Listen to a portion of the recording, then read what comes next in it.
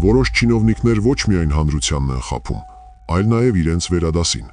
Բարև ընկերներ, այսօր շատ հետաքրքիր բացահայտումներով լի օր է սպասվում։ Ինձանից կնեղանան Արագածոտնի մարզպետը և էկոպարեկային ծառայության պետը։ Դեռևս 2025 թվականի դեկտեմբերի 25-ի կառավարության նիստի ժամանակ Արագածոտնի մարզպետ Սերգեյ Մովսիսյանը ի լուր աշխարհի հայտարարեց, որ Արտենի բնակավայրում հպարտ քաղաքացին այլևս ջուր չի գնելու, այլ գրեթե բոլորը արդեն ջուրը ստանում են իրենց ծորակներից, իսկ ամբողջությամբ ջրամատակարարումը կլինի ամենաուշը 1 ամիս անց։ Արտենի բնակավայրում շուրջ 35 տարի խմելու ջուրը գնել են մարդիկ, ցիստերներով եկել են Արմավիրի մարզից, Արագածոտնի մարզի, աշտարակ համայնքից ցիստերներով տարել են մարդիկ գնել են, այս տարի արդեն Արտենիում խմելու ջուրը էլ չեն գնի ու արդեն իրենց սեփական ջուրը կունենան։ Հենց այս ծրագրի շրջանում։ Բայց արդեն տաներ է մտել, թե արդեն ծրագիրը իրականացված է։ Այսինքն տանը հոսում է ջուրը։ Այո, արդեն միացված են որոշները, ոչ բոլորը, բայց արդեն Շատ մի ամսվա ընթացքում արդեն բոլորը կունենան։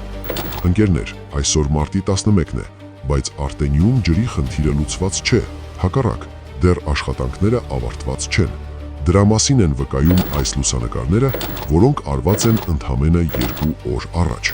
Բա պարոն Սերգեյ Մովսիսյան, տեսեք, հիմա խնդրում եմ ասեք, ում էիք խաբում՝ Նիկոլ Փաշինյանին, թե հանրությանը։ Իդեպ, պարոն մարզպետ, կասեք տեսնեմ 2023 թվականին ինչպես եք ձեռք բերել բնակարան և հողամաս աշտարակում, դե Երևանում ձեռք բերված բնակարանի մասով գոնե վարկ եք վերցրել։ Բա Նիկոլ Փաշինյան, տեսնում եք ինչպես են ձեր ենթակաները ուղիղ եթերով ձեր աչքին թոս փչում։ Բա որ ասում եմ չեք տիրապետում իրավիճակին, նեղանում եք։ Ընկերներ, քչերդ լսած կլինեք Վլադիմիր Կիրակոսյան անուն ազգանունը։ Ուրեմն մեր Վլադիմիրը 2024 թվականի հունվարի 30-ին նշանակվել է էկոպարեկային ծառայության պետի պաշտոնին։ Կենսագրությունից հայտնի է դառնում, որ 84 թվականին ծնված Վլադիմիրը բարձրագույն կրթություն ստացել է հեղափոխությունից կամ պայմանավորված իշխանափոխությունից հետո, սովորելով Հյուսիսային համալսարանում 2018 թվականից մինչև 2021 թվականը։ Այսինքն, նա բարձրագույն կրթություն ստացել է ընդամենը 37 տարեկանում։ Արդեն 37-ամյա Վլադիմիրը ուսումից հետո շատ արագ պաշտոն է ստանում, բայց այդ նաև ուսումնառության տարիներին է պաշտոն ունեցել։ 2019 թվականին նշանակվում է բնակչության հատուկ սպասարկում համայնքային ոչ առևտրային կազմակերպության տնօրենի տեղակալ։ Ով չգիտի, ասեմ, որ խոսքը Երևանի գերեզմանատների մասին է։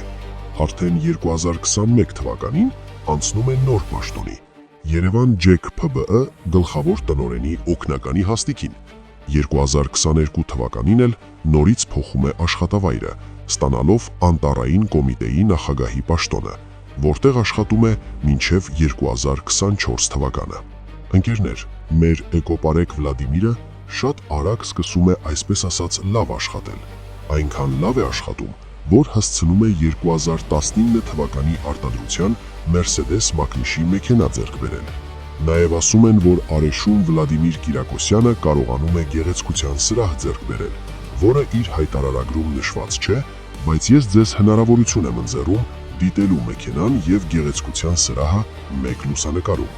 Իդեպ, Արեշում խոսում են, որ գեղեցկության սրահը ապօրինի է սեփականաշնորհվել, ինչի հետ կապված դիմում են պատկան մարմիններին, որպեսզի ստուգեն տարածքի սեփականաշնորհման մասին տեղեկատվությունը։ Իդեպ, Վլադիմիր Կիրակոսյանի անունը շրջանառվում էր նաև Աբովյանի մարզադաշտի միլիոնավոր դրամների հասնող տենդերի հետ։ Ընկերներ, հիմա խնդրում եմ պատասխանել այս հարցին. ինչպես է հնարավոր, որ բոլոր պաշտոնյաները հարստանում են, իսկ գյուղացին վարկերի տակ ճռում։ Արդյոք դա էր ձեր երազած Հայաստանը։ Արդյոք մենք սրա համար էինք պայքարում։ Այսօր այսքանը, հարգանքներով, ձեր հայը։